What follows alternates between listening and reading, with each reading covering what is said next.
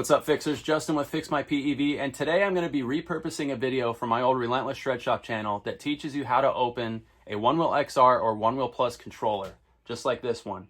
It's not a process that I advise just jumping into blindly because it's very easy to damage the sensitive components, especially these barrel connectors, but I will be showing you my step-by-step process. There's two primary methods that I prefer, and I'll actually mention both of those in the video.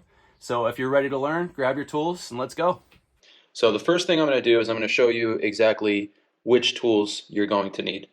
So primarily, I'm just going to point things out real quick. You have 4 Phillips screws back here. You also have these little plastic nuts that need to come off. You have 1, 2, 3, 4, 5 screws that connect the top and bottom case there. And then you also have 1, 2, 3, 4, 5 there. Phillips. And then I'm going to show you the other bits. So for these 4 in the front, you're going to want to use a number 2 Phillips bit. So that's for that. And I have a little screwdriver that I'm going to be able to swap out the bits on. For these little plastic nuts here, I actually use a 13/16. This is actually a spark plug socket. It just happens to work perfectly. But any 13/16 socket that fits over this will be just fine. You will have to remove those screws first, but I'll get to that in a bit. Once you get to these screws here, the ones that connect the top and bottom case, you actually need a 3/32 bit, and I'm just going to pull it out here. It needs to be a longer one like this because this one here is pretty deep, so you can see that almost the whole thing goes in there. So you're going to need to have a 3/32 bit. I got this in a kit off of Amazon, which is pretty much where I get most of my stuff. DeWalt drill is optional. I'm going to go ahead and use it for disassembly. And then the last thing is these 5 little Phillips screws here. You're going to need a number 1 Phillips bit. So I'm actually just going to go ahead and get right into this. And we're going to go ahead and start with these 5 Phillips bits. And you know what? I like to speed things up sometimes. Not everybody's going to have this ability. But again, I'm going to stress, I only like to do this when I am disassembling things. But I'm just going to go ahead and take off these Phillips screws now. And it really just helps save a bunch of time there. But if you have a screwdriver, you're going to be fine as well. Make sure to keep your screws in a safe place. Don't lose them. Don't get them mixed up with anything else. Thankfully, there's only a few different screw types in this step or in this process, so you shouldn't really have any major issues there.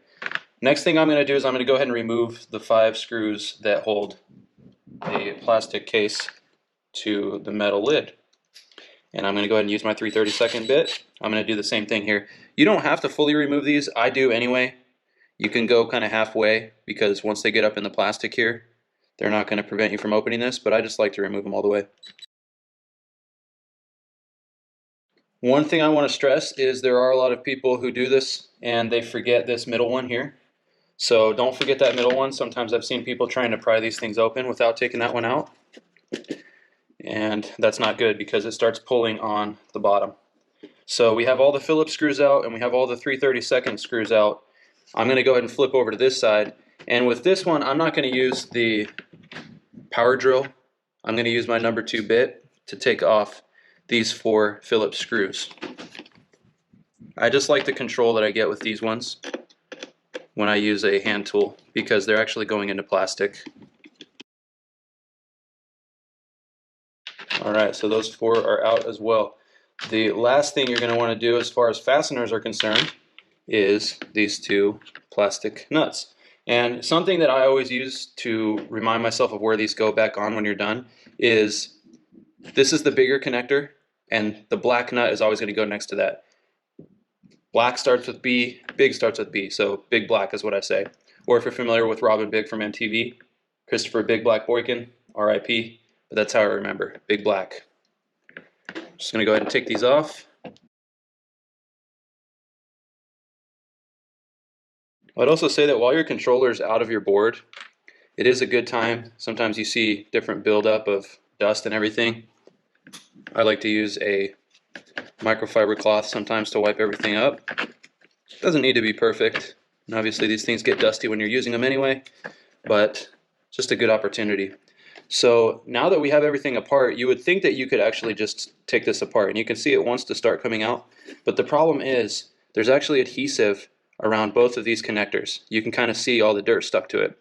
It goes at each of these screw holes, and it also goes around the inside of this case in between the case and these connectors, the plastic on these connectors. So what you need to do at this point, and I should have mentioned this in the beginning, but you need to actually make sure that you have a heat gun or a blow dryer. I like to use a heat gun because there's adjustable temperatures and it's a little bit more versatile. It's also not that much more expensive, Amazon as well. On top of that though, I have seen people also use things like isopropyl alcohol to remove the adhesive, and I think it's reusable, but at the same time, it just depends on what you're doing. So they do also sell replacement adhesive pieces.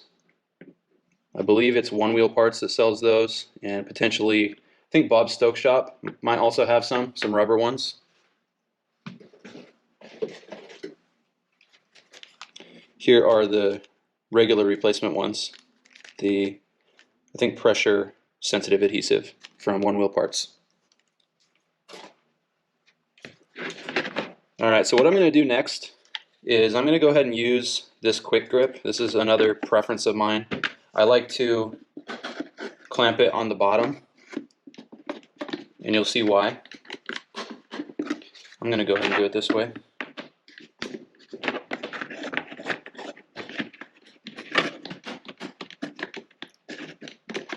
So I clamped it very lightly, and that's because I am now able to keep this upright. And the reason I'd want to do that is because now I can use my heat gun to start heating up around these two spots. So again, there's only adhesive around these two connectors. There's none around the little tiny barrel connectors. So I'm just going to spend some time around each of those, and I'll show you what I do next.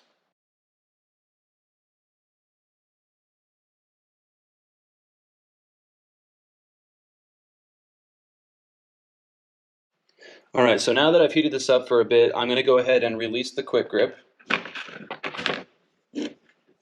And I am now going to start to open this up slowly. You don't just want to rip it because it's going to put pressure on these connectors, and these ones are very fragile. There's solder joints in there that will break very easily. So I'm going to start prying this slowly, and you should start hearing some of the adhesive separate. Let's see if we can pick that up.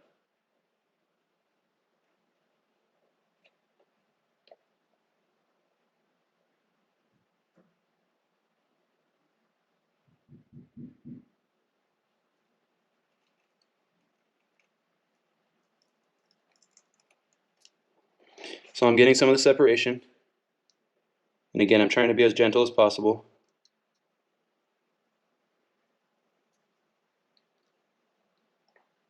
Alright, and what I want to show you right now is if you get to this point, if you have this much room in here, this is pretty much all you would need if you were going to be replacing your headlight cable. We call this clamshelling, basically. And a lot of the time what I'll do is I'll get it open like this, and I have a little ring box, so I'll put the ring box in here just to keep it open. That way it doesn't go back down and cool off, and then I'm able to access that the whole time I'm working on it. Now, with that said, if you need to fully open the controller, then what you're going to want to do is you're going to want to heat this up a little bit more, and maybe I'll keep this in here just to see if I can potentially stand it up on there.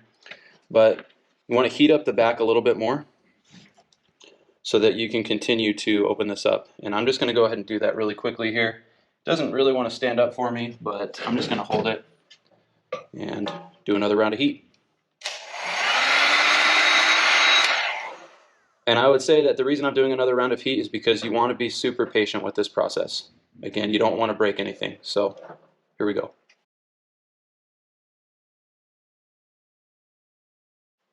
Alright, so second round of heat is done. I'm going to pry it a little bit more. And you see it's actually staying open for me now because I had it open while I was heating it up. And I'm at a point now where I think I'm actually pretty good. This is the portion where you're going to want to use a flathead screwdriver. And what I typically prefer to do is I like to get it under, there's like a little gap here you can see on each side. And I like to get it under there first, and then I like to pry away, because you can see it starts to pull the plastic away from the connectors. And what that does slowly but surely is it starts to break the adhesive away from the connector. If you can get your screwdriver in between, a little bit closer to the adhesive, then you can actually do it a little bit better. And you'll notice sometimes that the adhesive wants to stick to the back of this, so if you slide your screwdriver a little bit, you can actually break that seal pretty well. And if you're gentle enough at this point, you can get it off there without damaging that adhesive too much. Sometimes it's reusable. If you're only opening it halfway, then you can actually get away with not doing any of this part. But I'm just going to finish this up. I already did one side.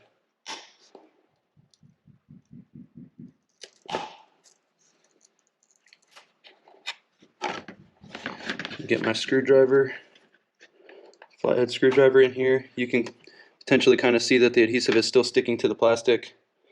So I'm just going to start carefully running it that way. I don't really want to stretch it too much either. It's already trying to stretch.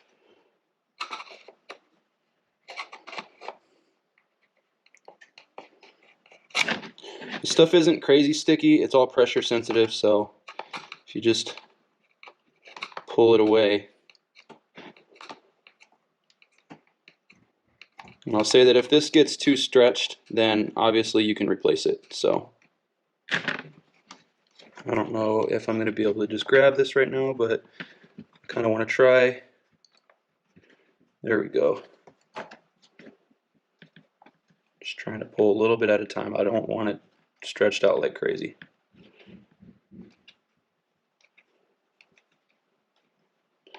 Alright, so this is actually going to come apart now. And again, you don't just want to pull it apart completely, because there's actually a couple of connectors in here that you're going to want to disconnect. One of them is your power button, which is here. There's a little tab on there. You can just push it and pull it off. Same thing with your charge port. It has a little tab in there. That just comes off. And then also, you've got your headlight cable. That's going to be easy to get to right now.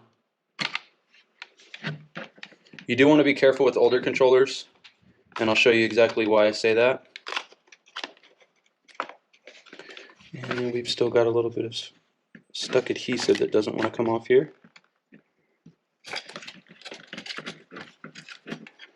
Yeah, it looks like we're going to be replacing this one. No worries though. This is on there really good. Typically, I don't see it stick to the case like it did here. That's okay. But yeah, if you look at this, probably don't want to reuse this, because it's extremely stretched out and likely won't go back down in a way that you can make solid use of it. Anyway, I'm going to go ahead and put that aside. You have your main case here with your connectors in it. You have your LED strip there. You have your headlight cable. This is a nightmare. Usually, even with the little foam here, can knock things around. Recommend upgrading that if you're ever inside of your controller box. But I'm going to go ahead and set this aside. And I just want to show you a couple of things here.